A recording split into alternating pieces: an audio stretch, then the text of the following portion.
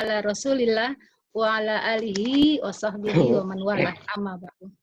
Alhamdulillah pada sore hari ini kita dapat bertemu di dalam kajian sore ini, ngabuburit bersama kajian yang diselenggarakan oleh Asosiasi Dai Daiyah Indonesia, yang kajian kali ini adalah tentang kriteria sebuah hadis diamalkan. Hadis sebagai sumber Islam kedua setelah Al-Quran tentu memerlukan kriteria-kriteria agar hadis itu dapat diterima atau diamalkan. Tidak semua hadis kan yang bisa diterima atau diamalkan, tentu ada kriteria-kriterianya. Nah, seperti apa kriteria-kriteria tersebut? Pada sore hari ini sudah hadir narasumber kita yang sangat kompeten, yaitu Ustadz Yendri Junaidi LCMA. Assalamualaikum Ustadz Yendri Junaidi LCMA. Waalaikumsalam warahmatullahi wabarakatuh, Ustazah Lili. Iya, sehat ya Ustadz ya? Alhamdulillah. Saya pernah ke Padang Panjang, Ustadz. Tapi udaranya dingin di sana ya. Benar, dingin, benar. Ya. Baik, Ustadz Yendri Junaidi LCMA. Saya bacakan sedikit di para asatidz kurikulum fitri beliau. Beliau lahir di Batu Sangkar, Sumatera Barat pada tanggal 23 Juni 1980. Kemudian riwayat pendidikannya adalah di Pondok Pesantren Perguruan Tawalib Padang Panjang, tamat pada tahun 1900 Tawalib. Ya, Tawalib Padang Panjang. Ya, tahun 1995 selesainya, kemudian lanjut ke Universitas Al-Azhar, S1-nya selesai tahun 2004, lanjut S2 di universitas yang sama, yaitu Universitas Al-Azhar, selesai tahun 2012. Aktivitasnya sangat banyak, Ustadz Yendri. Salah satunya adalah sebagai dosen Sekolah Tinggi Ilmu Tarbiyah atau STIT Diniyah Putri Padang Panjang, Sumatera Barat. Baik, pada kesempatan baik ini, mari kita buka kajian ini dengan membaca basmalah. Bismillahirrahmanirrahim. Baik, Ustadz Yendri Junaidi LCMA, dipersilahkan. Terima kasih, Ustazah Lili. Bismillahirrahmanirrahim. Assalamualaikum warahmatullahi wabarakatuh. Alhamdulillah. Alhamdulillahirabbil alamin. Wa bihi nasta'inu ala umuri dunya waddin. Asyhadu an la ilaha illallah wahdahu la syarikalah wa asyhadu anna Muhammadan abduhu wa rasuluh. Allahumma salli wa sallim wa barik ala sayyidina wa habibina wa maulana wa syafi'ina wa qurrati a'yunina Muhammad wa ala alihi wa sahbihi wa man tabi'ahum bi ihsanin ila yaumiddin. Summa amma ba'd. Asatidzah, masyayikh, para ikhwah yang saya hormati, sebagaimana yang tadi telah dihantar oleh Ustazah Lili, bahwa di dalam Islam itu sumber hukum yang menjadi patokan dan acuan adalah Al-Quran yang paling nomor satu, kemudian setelah itu sunnah an-nabawiyah, lalu kemudian baru ijtihad. Nah, dalam prakteknya, terkadang kita melihat bahwa Al-Quran cenderung agak terabaikan. Seringkali ketika mengkaji sebuah hukum permasalahan yang baru, itu para ulama, sebahagian tentunya, langsung saja merujuk kepada hadis, atau bahkan langsung kepada ijtihad, dan terkadang mengabaikan Al-Quran sebagai sumber yang paling mendasar. Tapi ini bukan kajian yang kita akan sampaikan pada sore hari ini. Kita akan membahas tentang sumber hukum yang kedua, yaitu sunnah nabawiyah. Kita akan sampaikan beberapa hal sebagai pengantar awal untuk mengetahui dan melihat secara global bagaimana urgensi dan pentingnya kita untuk mengetahui tentang syarat atau kriteria sebuah hadis itu baru bisa untuk diamalkan. Dalam sebuah riwayat, Imam Ahmad ibnu Hanbal rahimahullahu ta'ala pernah mengatakan, kunna nazunnu anna kulla hadithan anna kulla haditsin yu'khadhu bihi hatta ja'ana asy-Syafi'i rahimahullahu taala faqala khudh hadha wa da' hadha. Ahmad bin Hambal rahimahullah mengatakan, kami pada mulanya, kata beliau, menyangka, menduga, mengira bahwa setiap hadis itu bisa untuk diambil, diamalkan, diterapkan. Sampai akhirnya datanglah kepada kami Syafi'i rahimahullahu taala dan beliau mengatakan, khudh hadza wa da' hadza. Ambil yang ini dan tinggalkan yang ini. Artinya, Imam Syafi'i memiliki kemampuan untuk memfilter, menyaring mana hadis yang bisa untuk diambil, mana yang tidak bisa untuk diambil. Tentunya ini bukan berarti beliau membantah sunnah. Na'udzubillah, hasyalillah. Beliau yang dijuluki sebagai nasirus sunnah, penolong sunnah. Ini artinya bagaimana kita harus bisa untuk melacak kevalidan sebuah hadis dari segi sanad dan matan, dan juga mana hadis yang masih bisa diamalkan dalam kondisi sekarang. Nah, ini yang akan kita coba lihat dalam kesempatan yang terbatas ini, tentang apa saja syurut atau syarat-syarat yang mesti kita perhatikan untuk sebuah hadis bisa diamalkan. Pertama, hadis yang bisa diamalkan, terutama dalam masalah hukum, halal dan haram, adalah hadis yang memang sudah terbukti kesahihannya, subutu sihhatihi. Dan tentunya bagi kita yang pernah mengkaji ilmu hadis akan tahu bahwa ada 5 syarat utama, syarat mutlak sebuah hadis baru dikatakan sebagai hadis yang sahih. Pertama, ittisalus sanad, sanadnya bersambung, tidak ada terputus, tidak ada inqita' di sana. Yang kedua, adalatur ruwah, perawi-rawinya itu adalah orang-orang yang kredibel, yang adil dalam bahasa ilmu hadisnya. Yang ketiga, dhabtur ruwah, para rawinya itu orang yang dhabit, yang hafalannya kuat, tidak sering keliru, salah atau pelupa. Nah, ini 3 hal yang terkait dengan masalah sanad dulu. Pertama tadi ittisalus sanad, bersambung sanadnya. Yang kedua, adalatur ruwah, rawi-rawinya itu adil, adalah. Itu nanti juga ada rincian dalam ilmu hadis, siapa yang dimaksud dengan rawi yang adil itu. Yang ketiga, dhabtur ruwah, rawi yang dhabit.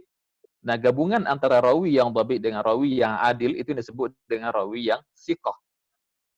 Ini 3 kriteria yang terkait dengan masalah sanad saja. Nah, yang dua lagi ini terkait dengan masalah sanad dan matan sekaligus, yaitu adamus syuzuz, tidak ada kejanggalan dalam sanad dan matannya, serta adamul illah al-qadihah, tidak ada cacat yang merusak, cacat yang mengganggu, sehingga hadis tidak bisa untuk diterima. Nah, dari kelima kriteria ini juga tidak satu suara para ulama hadis dalam merincikannya. Ada seorang rawi yang katakan oleh ulama fulan itu dikatakan thiqah, tapi yang lain mengatakan tidak thiqah.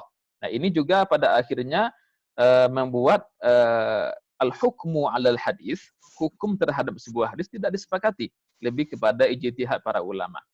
Nah, dari kelima kriteria ini, yang paling berat itu adalah yang kelima, menentukan mana hadis yang salim minal illah, yang aman dari illah. Sangat berat.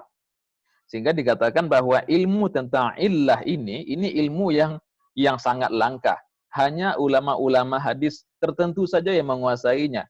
Seperti Imam Bukhari, Imam At-Tirmidzi, Ibnu Abi Hatim Ar-Razi, Imam Ali Ibnu Al-Madini dan sebagainya.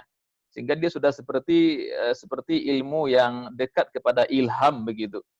Seperti seorang ahli atau orang yang pakar di bidang emas, dia bisa membedakan mana emas yang murni dan mana emas yang palsu dengan sekali lihat saja tanpa harus diteliti lebih jauh. Dia sudah bisa membedakan, oh ini emasnya murni, ini emasnya palsu.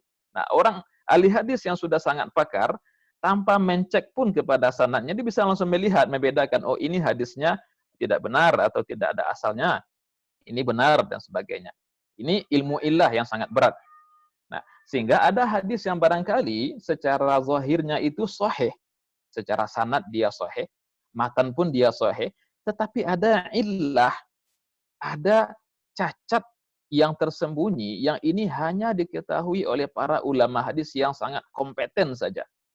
Ini bisa kita lihat kalau kita mengkaji kitab Al-Ilal, karangan Imam At-Tirmidzi, yang disyarah oleh Imam Ibnu Rajab Al-Hambali. Di sana disebutkan bahwa, kata Imam Tirmidzi dalam kitabnya ini, setiap hadis yang saya cantumkan di dalam kitab beliau, Sunan Tirmidzi atau Jami' At-Tirmidzi itu, kata beliau, kulluhu yu'malu bihi, diamalkan, wa yu'khadhu bihi, kecuali ada dua hadis.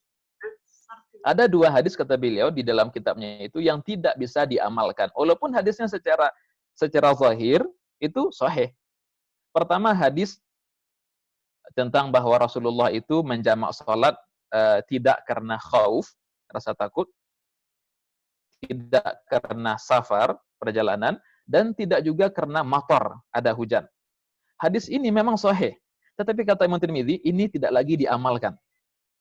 Nah, ini ada ilah di sana, sehingga dia tidak lagi diamalkan. Yang kedua, hadis tentang orang yang meminum khamar, itu dicambuk hukumannya. Tapi ketika dia masih minum yang ketiga kalinya, keempat kalinya, maka faktuluhu, bunuh lagi. Jadi kalau sekali dicambuk, kedua kali dicambuk, tiga masih dicambuk, keempat masih juga minum, itu kata Nabi apa? Faktuluhu, bunuh dia. Nah, hadis ini secara sanad dia sahih. Tetapi kata Imam Tirmidzi, hadis itu tidak lagi diamalkan. Kenapa? Ada illah di sana, ada cacatnya. Nah, ini beratnya mengkaji illah dalam ilmu hadis. Jadi sebagian orang ketika melihat hadisnya itu sahih, ada di dalam Sahih Bukhari, Sahih Muslim, Sunan Tirmidzi, Abu Daud, langsung diamalkan. Tidak begitu. Ada banyak kriteria, ada banyak langkah sebelumnya agar sebuah hadis bisa diamalkan.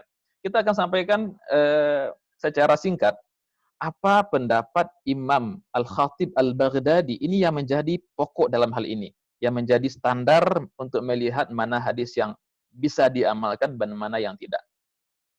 Beliau mengatakan dalam kitab Al-Faqih wal Mutafaqih, ini kitab yang sangat bagus, saya kira menjadi bahan bacaannya para ustadz dan para dai-daiyah. Beliau mengatakan, idza rawa thiqatu al-ma'munu khabaran muttasila al-isnadi rudda bi umurin. Kalau ada seorang rawi yang thiqah, yang terpercaya, meriwayatkan sebuah hadis, dan itu bersambung hadisnya, bersambung sanadnya, tidak ada masalah secara sanad, tapi hadis itu bisa ditolak, dan mesti ditolak kalau, satu, ini ada beberapa yang boleh disebutkan sebagai faktor penolak hadis itu. Pertama, ahaduha an yukhalifa mujibatil uquli fayu'lama butlanuhu.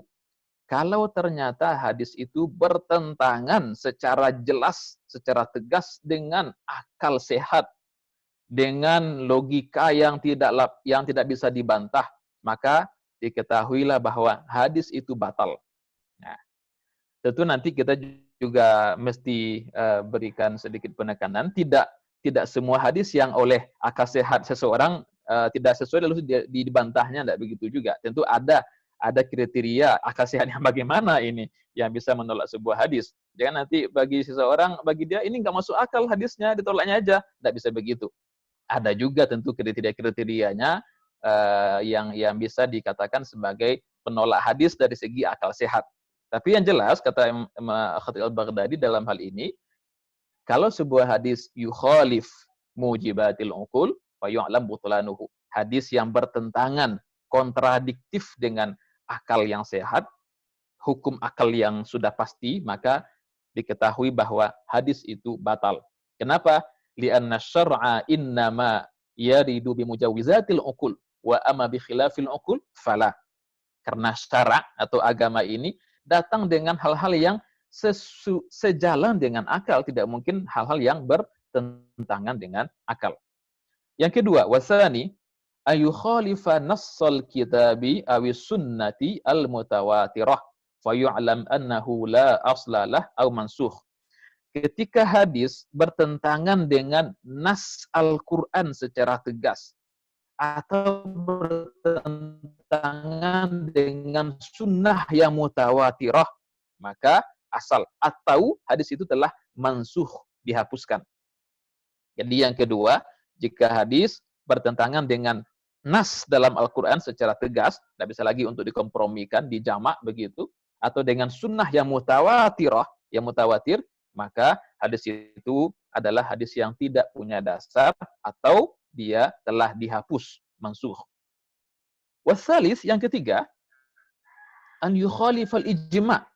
Kalau ada hadis yang bertentangan dengan ijma', kesepakatan para ulama sepanjang sejarah, konsensus para ulama sepanjang sejarah, maka hadis itu ternyata nanti akan dikaji oleh para ulama, berarti dia mansuh, juga telah dihapuskan. Karena ulama tidak akan mungkin bersepakat dalam hal yang salah. Jadi ketika ada sebuah riwayat misalnya, dan itu bertentangan dengan ijma' para ulama, berarti hadis ini diketahui sebagai hadis yang mansuh atau la aslalah. Kenapa? Li'annahu la yajuzu an yakuna sahihan ghaira mansukhin wa tujmi'ul ummatu ala khilafihi. Tidak akan mungkin ada hadis sahih sementara umat, para ulama kita semuanya sejarah sepakat untuk berbeda dengan itu. Tidak akan mungkin. Tidak mungkin para ulama sebanyak itu dari kalangan sahabat, tabi'in, tabi'in dan seterusnya sepakat untuk sesuatu yang bertentangan dengan hadis yang sahih. Berarti hadisnya tidak sahih. Akan begitu. Karena tidak akan mungkin ulama sebanyak itu ditentang oleh satu hadis yang sifatnya itu ahad. Itu yang ketiga. Yang keempat, an yanfaridal wahidu biriwayati ma yajibu ala kafatil khalqi ilmuhu fayadullu dzalika ala annahu la aslalah. Kalau ternyata ada hadis yang diriwayatkan oleh satu atau beberapa orang, sahih hadisnya, tetapi kontennya itu, substansinya itu sesuatu yang semestinya banyak orang yang meriwayatkannya. Nah, ketika hanya satu saja meriwayatkannya, maka ini dianggap sebagai hadis yang aneh, janggal. Nah, jika ada yang begitu, ada hadis yang datang dari riwayat satu atau beberapa orang saja, sementara ini sesuatu yang harusnya banyak orang yang meriwayatkannya, yang mengetahuinya, berarti hadis itu la aslalah, tidak punya dasar. Kenapa? Li'annahu la yajuzu an yakuna lahu aslun wa yanfaridu huwa bi'ilmihi min bainil khalqil azim. Karena tidak boleh, tidak sah secara logika ada hadis yang seharusnya diketahui oleh banyak orang, banyak sahabat, banyak tabi'in, tapi satu orang ini saja yang mengetahuinya, yang meriwayatkannya. Nah, ini juga diantara indikasi bahwa hadis ini tidak punya dasar. Wal khamis, yang kelima, an yanfaridal wahidu biriwayati ma jarat bihil adatu bi an yanqulahu ahlut tawaturi fala yuqbal li'annahu la yajuzu an yanfarida fi mithli hadha birriwayah. Kalau ada satu orang rawi yang meriwayatkan hadis, sementara secara kebiasaan hal ini seharusnya disampaikan oleh jumlah yang mutawatir, jumlah yang sangat banyak, maka riwayat satu orang tadi itu la yuqbal, tidak bisa diterima. Kenapa? Karena tidak bisa, tidak mungkin ada satu orang yang mengetahui sebuah peristiwa atau suatu hadis dan sekian banyak orang lagi tidak mengetahuinya. Ini mungkin agak mirip dengan yang keempat tadi itu ya. Ini 5 secara global menurut Imam Al-Khatib Al-Baghdadi, ulama hadis yang terkenal di abad ke-4 Hijriah, hal-hal yang membuat kita membantah sebuah hadis. Mungkin bukan kita barangkali, tapi para ulama ya, para ulama yang tentu sudah sangat dalam kajiannya, yang ini sudah mereka teliti secara lebih jauh. Kemudian sedikit lagi barangkali sebelum kita buka nanti untuk sesi dialog, tentang hadis yang secara zahir terlihat sahih, tetapi dia itu mansuh, dihapuskan. Nah, ini harus menjadi perhatian bagi para ustaz, para da'i, para ulama dalam menyampaikan kepada umat. Jangan kemudian melihat hadisnya sahih, disampaikan saja begitu. Padahal dia sudah mansuh ternyata. Ada yang menarik, seorang ulama, Abu Abdurrahman As-Sulami, menceritakan, suatu ketika Imam Ali bin Abi Thalib karamallahu wajhah lewat di hadapan seorang qas. Qas itu secara literal kan berarti seorang pencerita. Tapi ini digunakan untuk orang yang biasa memberikan mauizah, nasihat. Mungkin penceramah lah barangkali. Penceramah atau mubaligh begitulah kira-kira. Nah, Ali lewat dan dia sedang memberikan ceramahnya tentang halal haram, tentang ini boleh, ini tidak boleh, dan seterusnya. Ali datang ke dekat orang ini dan bertanya, "Ta'lamun nasikh wal mansukh? Apakah engkau sudah tahu, sudah paham tentang nasikh dan mansukh?" Dia mengatakan, "Lah, saya tidak tahu mengenai itu." Apa kata Ali? "Halakta wa ahlakta." Halakta wa ahlakta. Kalau engkau tidak mengerti mengenai mansukh, nasikh dan mansukh dalam hadis, dalam ayat, maka engkau binasa dan engkau membinasakan orang lain. Berbahaya kalau seorang ulama atau juga mungkin dai, mubaligh tidak mengerti mengenai nasikh dan mansukh, lalu bicara mengenai halal, haram, bid'ah, tidak bid'ah begitu. Padahal harus tahu dulu mana hadis yang masih dipakai, mana yang sudah mansukh, dihapus. Nah, kemudian perlu juga diketahui bahwa tidak setiap hadis Rasulullah itu disampaikan dalam kategori beliau sebagai seorang rasul. Nah, ini pembahasan yang menarik ini, tapi memang cukup dalam. Bahwa hadis-hadis Rasulullah itu ada yang disampaikan dalam konteks beliau sebagai seorang imam, pemimpin umat, dan ada yang disampaikan dalam konteks beliau sebagai seorang qadhi, seorang hakim. Dan ada, ini yang paling banyak tentunya, hadis yang disampaikan dalam konteks beliau sebagai seorang rasul. Nah, kalau ada hadis yang disampaikan dalam konteks sebagai seorang imam, pemimpin umat, maka tidak bisa diambil secara sembarangan oleh para ulama sekarang. Kecuali oleh orang yang memang sudah menjadi imam, khalifah begitu. Atau ada hadis yang disampaikan dalam konteks sebagai seorang qadhi, seorang hakim, maka juga tidak bisa dipakaikan kepada semua orang. Harus orang-orang yang tertentu saja, dan itu harus melewati dulu kepada qadhinya. Ada yang menarik di sini kisahnya. Suatu ketika Hindun binti Utbah, Hindun, istrinya Abu Sufyan, yang kemudian kan menjadi muslimah, muslim pada akhirnya, walaupun pada awalnya sangat membenci Rasulullah dan memahkan jantungnya Hamzah di perang Uhud, ya. Hindun datang ke Rasulullah mengadukan suaminya Abu Sufyan yang sangat pelit, kikir. Kata Hindun, "Ya Rasulullah, Abu Sufyan suami saya itu orangnya pelit sekali. Uang belanja pas-pasan diberikannya, bahkan mungkin tidak mencukupi. Padahal dia punya uang, dia bukan orang yang miskin, dia orangnya beruang." Beruang begitu, tapi tidak memberikan belanja yang cukup bagi Hindun. Apa kata Hindun, "Ya Rasulullah, bolehkah saya mengambil uang Abu Sufyan secara diam-diam? Saya perlu belanja, perlu nafkah, tapi dia pelit." Apa kata Rasulullah SAW? "Khudhi ma yakfiki bil ma'ruf." Silahkan ambil, tetapi sesuai dengan kebutuhan engkau saja, secara baik. Nah, hadis ini kan nampaknya mengizinkan para istri mengambil harta suami tanpa izin. Kalau dipahami secara salah, maka kata para ulama, hadis ini Nabi ucapkan dalam konteks sebagai seorang qadhi, hakim.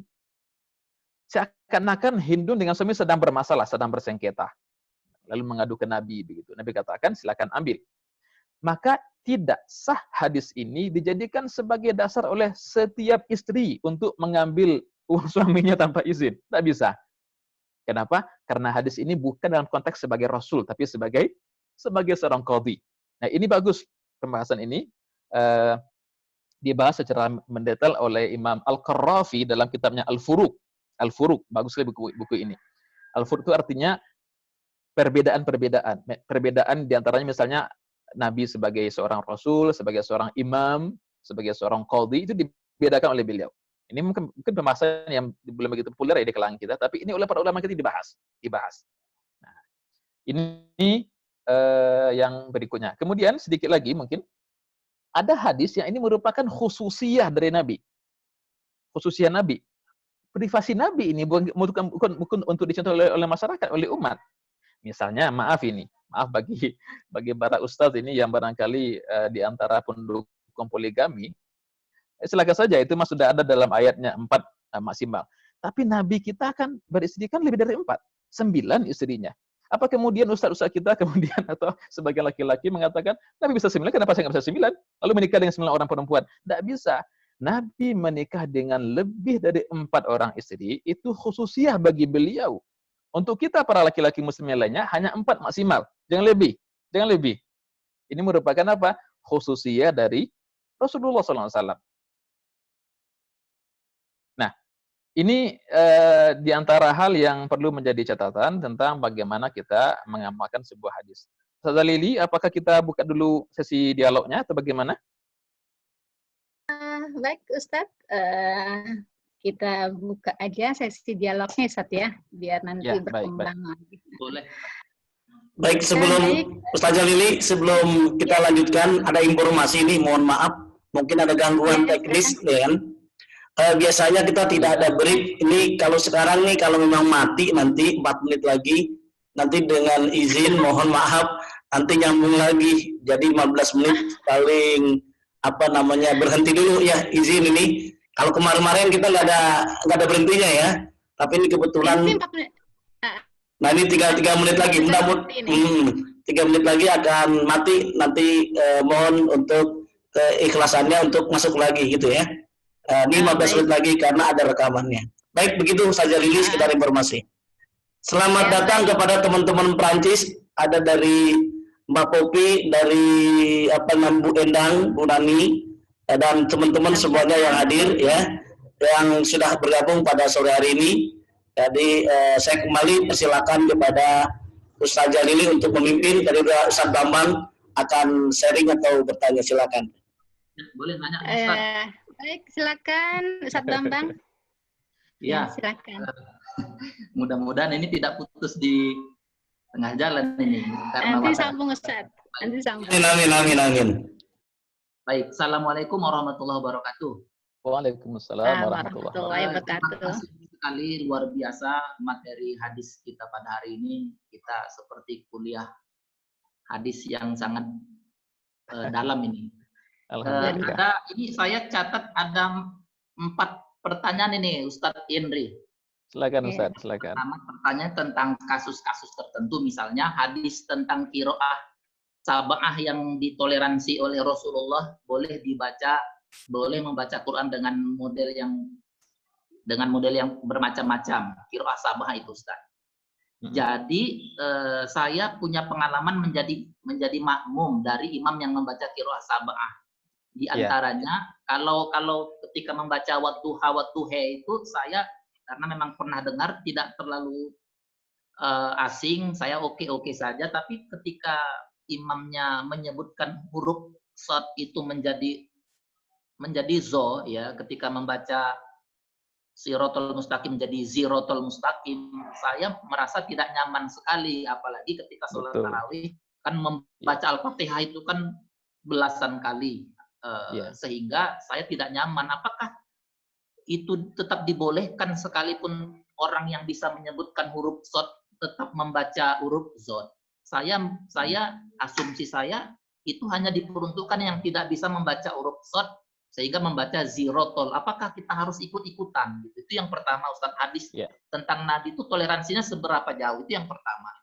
Yang kedua, hadis tentang qiyamul lail sendiri itu Ustaz. Kan setiap bulan Ramadan itu kan ada hadis yang menyebutkan Rasulullah hanya 3 kali saja, 3 atau 4 kali ke masjid untuk qiyamul lail, atau selanjutnya di rumah. Apakah 9 tahun Nabi apakah Nabi yang 9 kali selama hidupnya merasakan Ramadan melakukan hal yang sama, itu hanya 3 kali saja setiap Ramadan, selanjutnya di rumah? Itu pertanyaannya. Kemudian kasusnya ucapan Umar bin Khattab yang mengatakan ini senikmat, ini bid'ah yang nikmat, itu